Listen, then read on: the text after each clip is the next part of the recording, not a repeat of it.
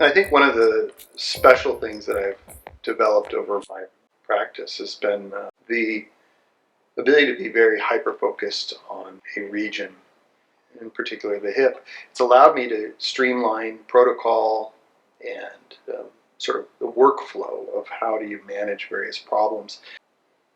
One of the benefits of coming into a practice where we are hyper specialized is that we spend more than 95% of our day doing the exact same things over. We become very facile with some of the potential problems and pitfalls that occur, the varying degrees of deformity or complexity that we might encounter throughout the course of management of hip problems. And so the nice thing about that is that we generate a lot of experience very quickly. I mean, at this point, we have a registry where can demonstrate very good outcomes with very low risk, and that's something I'm very proud of.